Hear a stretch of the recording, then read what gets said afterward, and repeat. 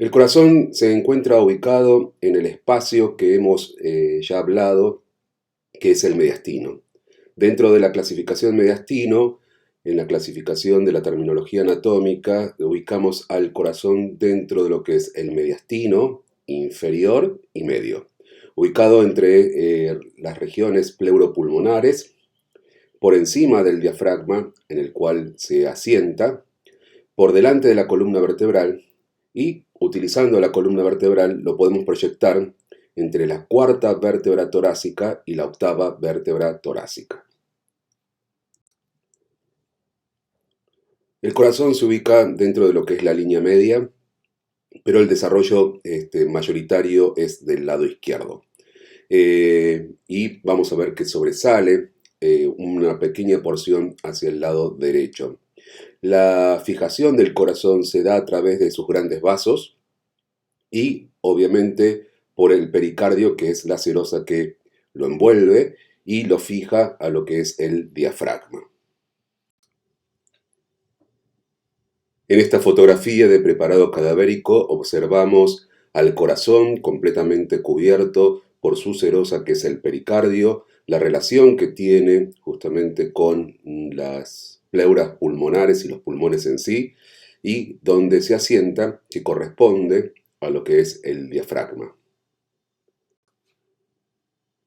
Si abrimos el saco pericárdico y lo reclinamos, podemos observar acá la silueta cardíaca. Fíjense que no podemos ver el músculo cardíaco porque está cubierto por esa grasa epicárdica que lo protege y protege principalmente a los vasos sanguíneos que irrigan el corazón, que son las arterias coronarias y sus ramas. Sí podemos observar al corazón en su ápice o vértice, que corresponde al ventrículo izquierdo, ventrículo derecho y aurícula derecha.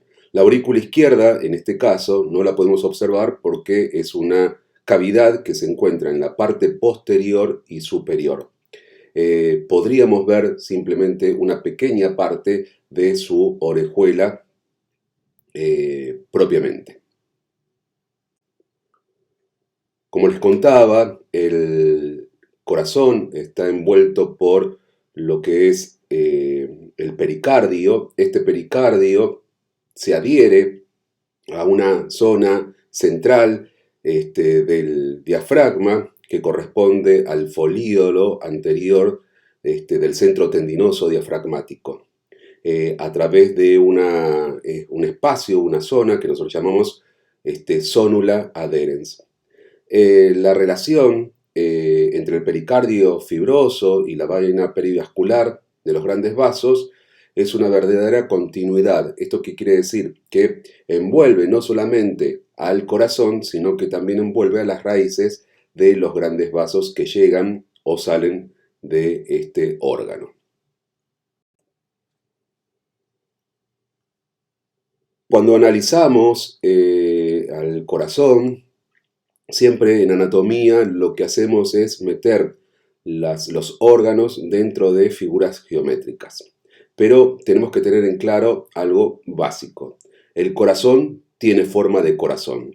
¿Y qué quiero decir con esto? Que el corazón tiene una forma dinámica. No es el mismo corazón que está mayoritariamente en sístole, o sea, en contracción, que cuando está mayoritariamente en diástole, o sea, en relajación. La forma es dinámica, pero dentro de lo que es la historia de la descripción del corazón, se lo ha puesto en varios formatos geométricos. En la actualidad se lo considera como una pirámide, Y estas pirámides nos permiten a nosotros poder poner paredes y base, y un vértice, obviamente. Básicamente el corazón tiene tres lugares o tres lados muy importantes. Uno que corresponde, y ahí señalado con rojo, a la superficie que está en contacto directo con lo que es el diafragma, la cara diafragmática. La cara diafragmática representa en sí el área de mayor volumen muscular que tiene el corazón en relación directa con el diafragma. Obviamente que va a tener un lado, o dos lados en realidad, en relación directa con los pulmones, una cara anterior muy importante, la cual en la cual se ve desarrollado mayoritariamente lo que es el ventrículo derecho. Podemos ver una franja del ventrículo izquierdo y asomarse parte de la aurícula derecha. Y la base es la base que apunta hacia arriba y es la que contiene los grandes vasos arteriales y venosos del corazón. En esta fotografía podemos ver al corazón no puesto en posición anatómica, sino que parado en su vértice, el vértice o ápice cardíaco. Podemos observar acá, sí, que se ha sacado toda la grasa epicárdica y que queda expuesta justamente lo que es el músculo cardíaco. En la primera vista podemos observar una de las ramas de la arteria coronaria izquierda, que es la arteria interventricular anterior, que pasa por el surco interventricular y que divide justamente hacia el lado izquierdo al ventrículo izquierdo y hacia el lado derecho al ventrículo derecho. Pasaremos a hablar sobre las cavidades cardíacas. Empezamos por el atrio derecho. Atrio, ¿sí? O aurícula derecha.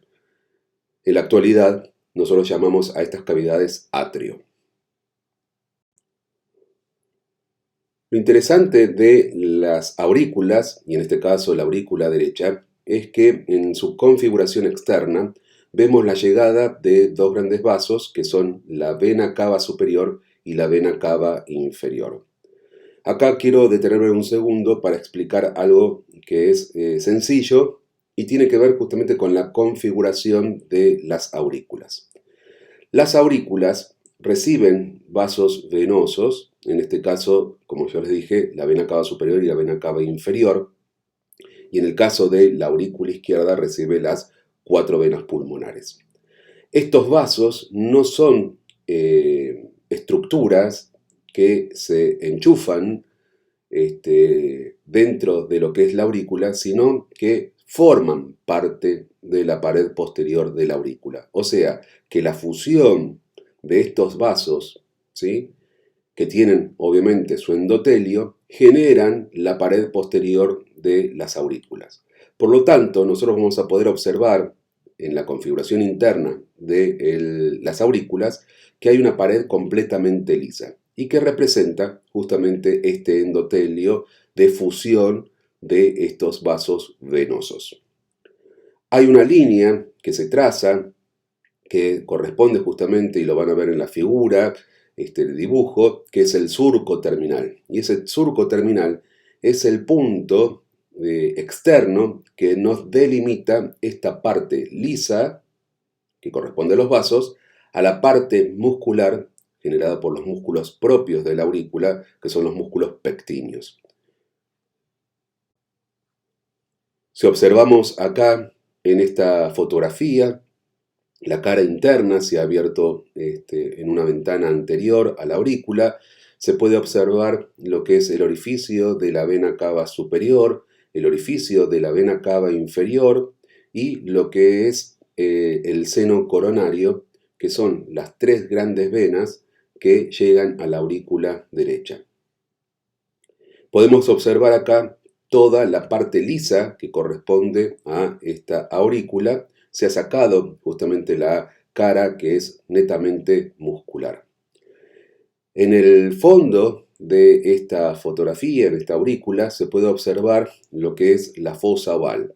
La fosa oval representa el resabio de la comunicación interauricular que teníamos nosotros dentro del útero de nuestra madre en el momento del desarrollo. ¿Por qué? Porque en este momento la sangre ya viene oxigenada y es innecesario pasar por el circuito pulmonar para poder oxigenarla, ya que los pulmones no están cumpliendo su función, que es la hematosis. Por lo tanto, la naturaleza genera un espacio de comunicación entre la aurícula derecha y la aurícula izquierda. Posterior al nacimiento, e inmediatamente, esta comunicación interauricular queda sellada a partir de esta membrana y genera justamente la independencia entre las aurículas. Por lo tanto, ahora el corazón derecho está separado del corazón izquierdo. El corazón derecho, que lleva y maneja sangre carboxigenada, está separado de lo que es el corazón izquierdo, que maneja la sangre ya oxigenada por los pulmones. En estas fotografías podemos ver exactamente lo mismo: la cara completamente lisa, cara posterior de la aurícula, y podemos ver el reborde de los músculos pectíneos que corresponden a la parte muscular propia de la aurícula. También podemos observar en la fotografía inferior la valva, ¿sí?, de la válvula tricúspide, que separa, por un lado, la aurícula completamente lisa del ventrículo derecho, donde vemos justamente una masa muscular mucho más prominente. Cuando hablamos del atrio izquierdo, la aurícula izquierda, estamos hablando de una cavidad muy importante. Esta cavidad está formada mayoritariamente por la llegada de las 4 venas pulmonares. Acá en esta reconstrucción en 3D de un paciente vivo, podemos ver la llegada de estos vasos venosos formando la pared posterior de esta aurícula. A diferencia de la aurícula derecha, las paredes de la aurícula izquierda son mayoritariamente lisas y uniformes. Se ven poco lo que es el músculo papilar, músculo auricular propiamente dicho.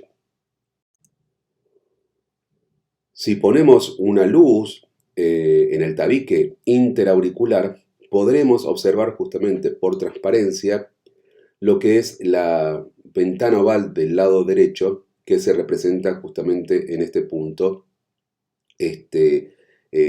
como una fosa oval transiluminada. Podemos observar en la fotografía de abajo que el foramen interauricular, en este caso, es permeable, lo cual nos permite a nosotros poder pasar una sonda de la aurícula derecha a la aurícula izquierda. La característica de la aurícula izquierda es que es la única cavidad cardíaca que no se apoya sobre lo que es el diafragma. Por eso se lo conoce como la mochila del corazón. Es una cavidad que se encuentra en la parte posterior y superior. Dentro de lo que es las relaciones de la aurícula izquierda, una relación sumamente importante corresponde a su relación con el esófago. El esófago, que estaba acompañando a la tráquea, una vez que la tráquea se bifurca para generar los bronquios principales o bronquio fuente, se pone en contacto directo con la pared posterior auricular. Fíjense en el detalle de la fotografía que muestra la histología de la pared posterior de la aurícula en relación directa con la masa del esófago. Esta relación es muy importante porque procesos inflamatorios del esófago pueden hacer creer a un paciente que es dolor cardíaco. Entonces, tener en consideración esta relación muy importante. Vamos a hablar del ventrículo derecho. En esta fotografía podemos observar la apertura de la aurícula derecha, donde se observa la pared lisa posterior por la llegada de las venas cava superior y vena cava inferior, y del otro lado podemos observar el músculo y la cavidad ventricular. donde es evidente la masa muscular. El ventrículo derecho, anatómicamente, constituye la mayor parte de la silueta cardíaca en su proyección frontal. La anatomía interna de los ventrículos demuestran justamente esas bandas musculares a las cuales nosotros denominamos columnas carnosas o pilares carnosos del corazón. En particular, los pilares que tienen mayor relevancia son los pilares que en su extremo tienen justamente las cuerdas tendinosas, esos pequeños hilos que se proyectan y se insertan en los bordes libres de las válvulas auriculoventriculares. En este caso estamos hablando de la válvula tricúspide. En estas dos fotografías podemos ver la densidad muscular y la comparación entre ventrículo derecho y ventrículo izquierdo.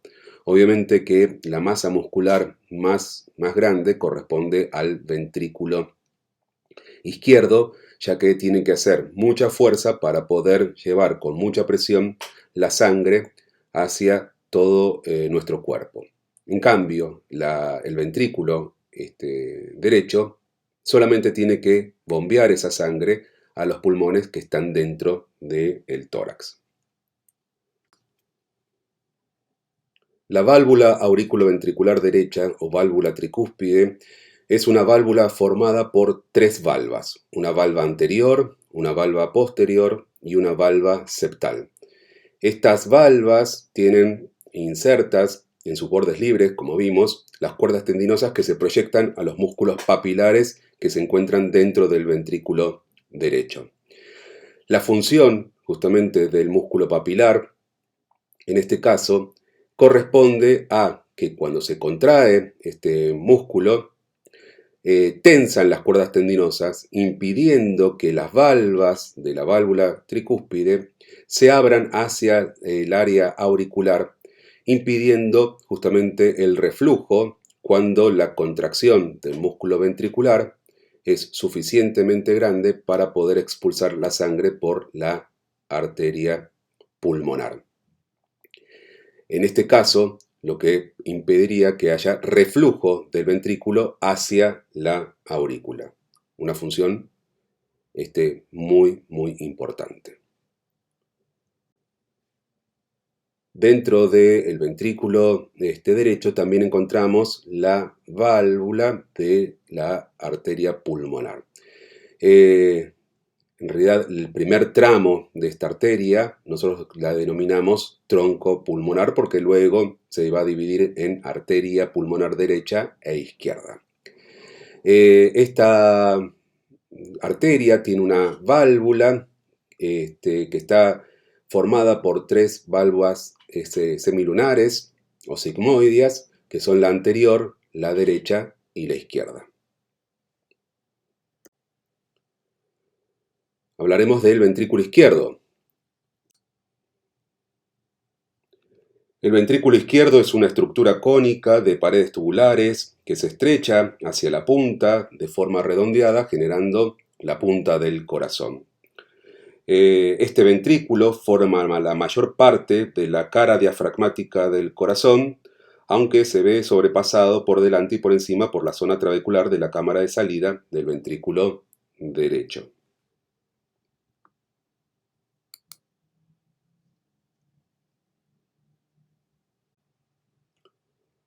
La válvula que separa o que une la aurícula izquierda con el ventrículo izquierdo se la denomina válvula mitral o bicúspide, porque está formada simplemente por dos valvas, una valva anterior, antes llamada mayor, y una valva posterior, antes llamada menor. También obviamente asociado a músculo papilar a través de las cuerdas tendinosas.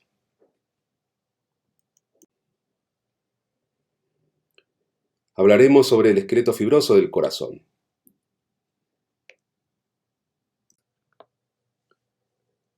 ¿Qué es el esqueleto fibroso del corazón. El esqueleto corresponde a un complejo armazón fibroso de tejido colágeno, el cual genera 4 anillos fibrosos alrededor de los orificios de las valvas, de los trígonos fibrosos derecho e izquierdo y las porciones membranosas de los tabiques interatrial, intraauricular e interventricular. ¿Qué quiere decir esto?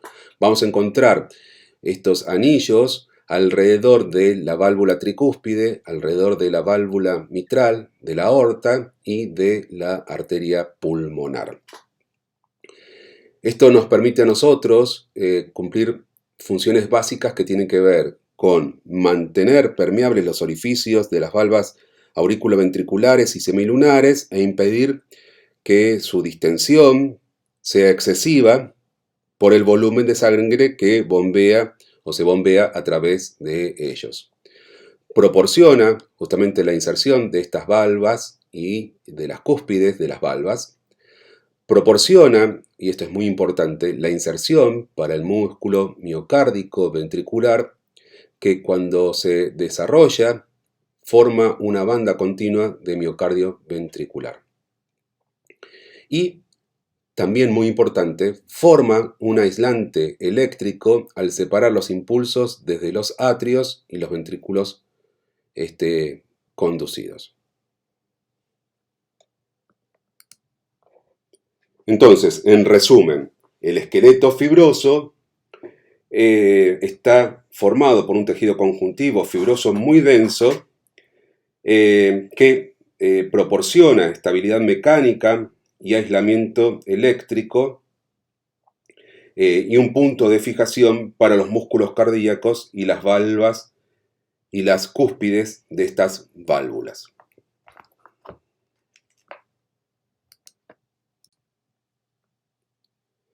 Hablaremos del concepto de banda miocárdica. La disposición del músculo cardíaco, del miocardio y del esqueleto fibroso del corazón hacen que tenga una configuración y una disposición helicoidal, o sea que es una espiral doble. El miocardio se encuentra enrollado en una forma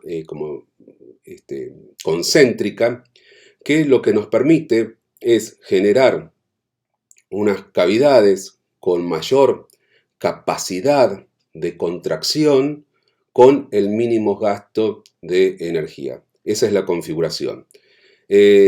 Podemos observar justamente acá en la fotografía cómo el doctor Torrens lo que hizo es desenrollar justamente los ventrículos y generó o demostró que el músculo ventricular derecho y el músculo ventricular izquierdo son una continuidad de ese miocardio, que se pliega y genera justamente estas dos cavidades. En esta fotografía y esquema podemos ver al corazón parado en su punta, donde se observa la orejuela de la aurícula derecha, el ventrículo derecho, con su válvula tricúspide, el ventrículo izquierdo, donde se ve la masa muscular mucho más abundante, y parte de las cuerdas tendinosas que se proyectan a la válvula auriculoventricular izquierda o mitral. Una de las válvulas más importantes dentro de la concepción del sistema cardiovascular corresponde a la válvula aórtica. Esta válvula aórtica está formada por 3 valvas semilunares, a los que nosotros llamamos senos aórticos, uno derecho en relación con la coronaria derecha, otro izquierdo en relación con la arteria coronaria izquierda y uno posterior o no coronariano porque no está en relación con ninguna arteria coronaria. En esta configuración de esta válvula se generan justamente estos senos que permiten de alguna forma ser reservorio de sangre para poder generar la irrigación del corazón una vez que entra en diástole ventricular. Si partimos y abrimos la válvula aórtica, podemos observar esos pequeños sacos que son las valvas y que forman estos senos aórticos o senos de Valsalva, también los pueden encontrar. Y se puede ver justamente ahí los ostium, los forámenes de inicio de las primeras arterias que da la aorta, que son las arterias coronaria derecha y coronaria izquierda. En esta fotografía muy linda de corazón, donde se ha sacado las aurículas para poder ver y observar lo que es la válvula tricúspide y la válvula bicúspide o mitral, vemos en primer plano lo que es la arteria aorta con su válvula aórtica, sus senos aórticos y la relación con las arterias coronarias derecha e izquierda. Esto es muy importante porque una vez que la sangre es eyectada por la aorta, el remanente que nos queda en el trayecto entre lo que es la aorta torácica ascendente y el callado o arco aórtico, vuelve a caer sobre estos senos aórticos y generan la posibilidad de poder llenar las arterias coronarias en ese punto. Primer paso para poder irrigar al corazón, que necesita mucha cantidad de oxígeno y obviamente nutrientes. La segunda función también es que estas valvas, derecha e izquierda, en el momento de eyección de la sangre por la aorta, tapan los orificios de las arterias coronarias derecha e izquierda. Y esto impide el secuestro, por un efecto que es el efecto Venturi, del secuestro de la sangre que queda dentro de las coronarias. Entonces, por un lado, impiden el secuestro de la sangre de las arterias coronarias y luego son las encargadas de llenar estas arterias coronarias para la irrigación correcta del corazón.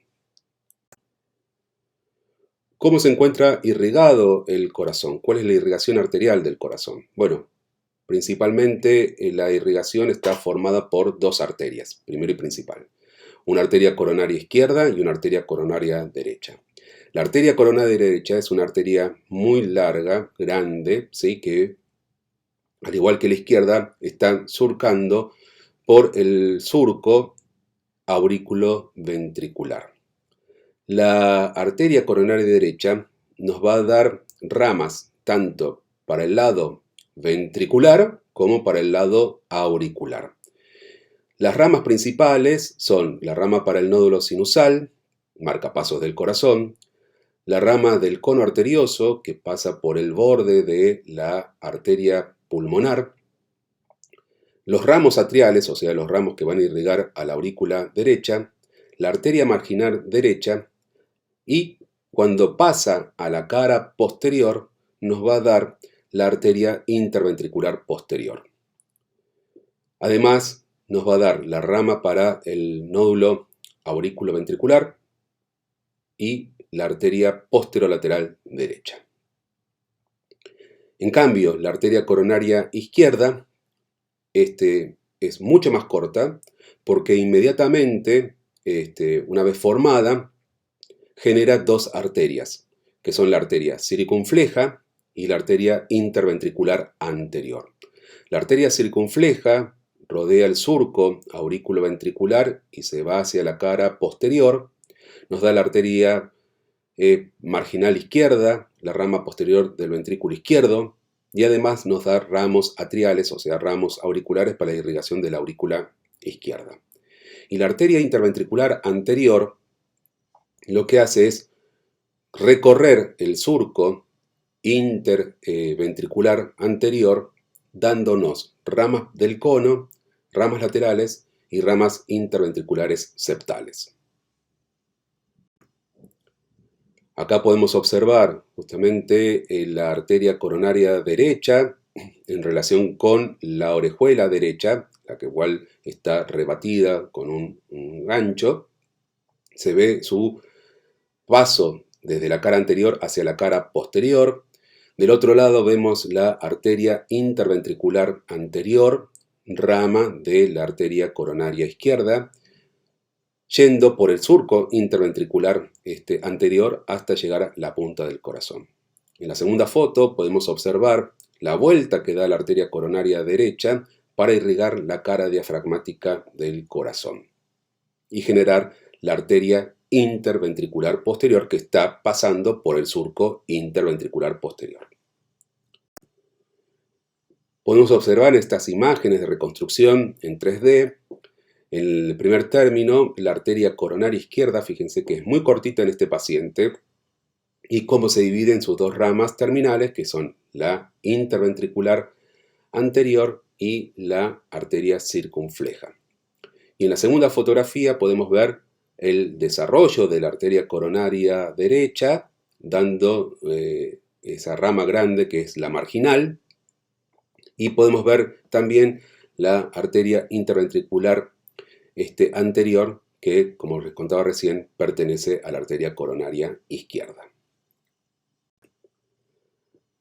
¿A qué se denomina dominancia cardíaca? Bueno, la pregunta es, ¿quién irriga la cara diafragmática? ¿Y por qué es tan importante la cara diafragmática?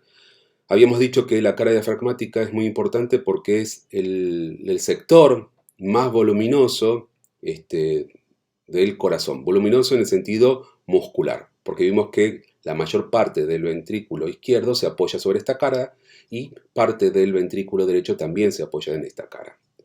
La mayor parte de la población tiene una dominancia derecha. ¿Por qué? Porque la arteria interventricular posterior está o es rama de la arteria coronaria derecha. En una otra porción de la población vamos a encontrar que la irrigación de la cara diafragmática la da la arteria circunfleja, por lo tanto la dominancia es izquierda. Y en otra pequeña porción vamos a encontrar justamente que tanto la arteria coronaria derecha como la arteria circunfleja coronaria izquierda irrigan la cara diafragmática. A eso se llama codominancia. ¿Cómo es el drenaje venoso del corazón? Bueno, nosotros sabemos que tenemos una gran vena que es el seno coronario. Y ese seno coronario recibe como tributarias a las venas cardíaca magna, a la vena posterior ventrículo izquierdo, a la vena interventricular posterior o cardíaca media y a la vena cardíaca menor. Y vamos a encontrar que también dentro de la aurícula derecha directamente hay pequeñas venas cardíacas anteriores que drenan directamente sobre la aurícula derecha. Hablaremos del sistema de conducción cardíaco.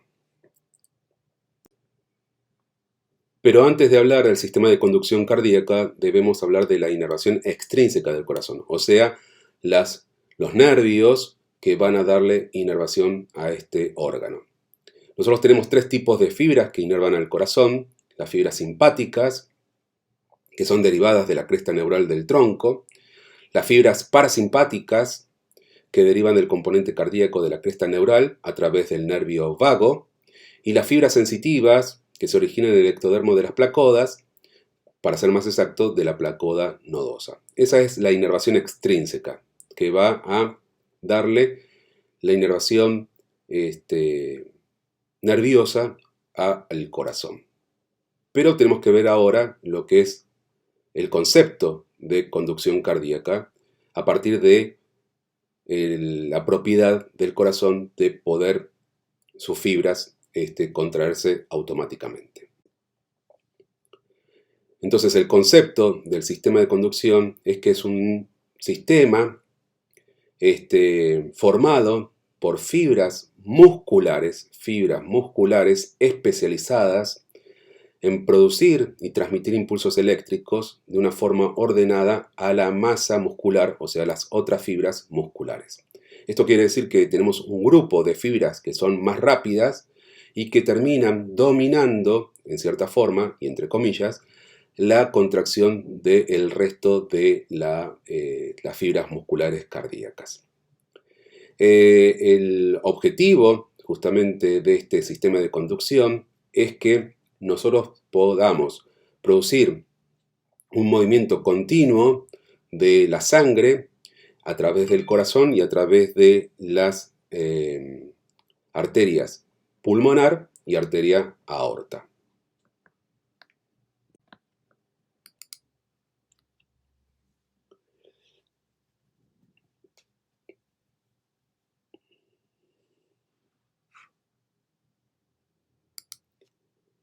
El latido cardíaco normal es el resultado de un sistema complejo de marcapasos internos formado por el nódulo sinusal y el nódulo auriculoventricular y un sistema de conducción que a través de distintas fibras distribuye. El sistema de conducción del corazón está formado por un nódulo o nodo sinoatrial, sinoauricular, que se encuentra en la parte externa de la aurícula derecha, más precisamente en la base de la llegada de la vena cava superior. De ese nodo sinoatrial o sinoauricular, o nódulo sinusal, también se lo llama así, se desprenden ramas internodales, que son la anterior, la media y la posterior, que se ubican dentro de la aurícula derecha, y un fascículo interatrial o interauricular que va a buscar la aurícula izquierda. Los haces internodales anterior, medio y posterior contactan al siguiente nódulo, que es el nodo aurículo-ventricular. Y este nodo aurículo-ventricular es el lugar donde se produce el retraso de la actividad eléctrica del corazón, dada su histología. Inmediatamente este nódulo genera un haz corto, que es el haz de His, que atraviesa la pars membranácea, la parte membranosa del tabique interventricular, y genera dos haces, un haz derecho o rama derecha y una rama o haz izquierdo, que se van a distribuir dentro del músculo cardíaco ventricular, contactándose con una red de células que se llaman red de Purkinje y que son las encargadas o las efectoras de estimular al resto de las fibras cardíacas. Si observamos acá el dibujo, la representación del sistema de conducción cardíaca, vemos en primer término al nódulo sinusal en verde, donde este nódulo es el marcapasos del corazón y es el que dirige en cierta forma la contracción de todo el músculo cardíaco. La velocidad de conducción de este nódulo es mucho más rápida. Y esa velocidad va disminuyendo, y en particular disminuye drásticamente en el nódulo aurículo-ventricular, acá pintado en azul, para retrasar justamente lo que es la contracción o diferenciar lo que es la contracción auricular de la contracción ventricular. Si se fijan al final, en lo que son las ramas derecha e izquierda, y son las que van a contactar la red de Purkinje, la velocidad cayó drásticamente. Esto nos permite justamente generar una contracción, acá que está representada con color celeste, una contracción primero en la aurícula derecha, que luego se propaga a la aurícula izquierda, es casi simultáneo, y una vez que se contraen las aurículas para que puedan generar esa patada auricular y llenar con el último chorro de sangre hacia los ventrículos, comienza, si fíjense en la tercera figura, la contracción del ventrículo, los ventrículos, de las cavidades ventriculares. Mientras la contracción se hace masiva dentro de los ventrículos, la relajación de las aurículas es evidente porque se están llenando de esta forma nuevamente de sangre. Esto permite justamente que haya un llenado y vaciado ventricular y auricular distintivo y separados a través justamente de la coordinación de este sistema de conducción cardíaca. Bueno, espero que les haya servido la charla de hoy y clarificar algunos puntos del corazón y del sistema cardiovascular. Muchas gracias.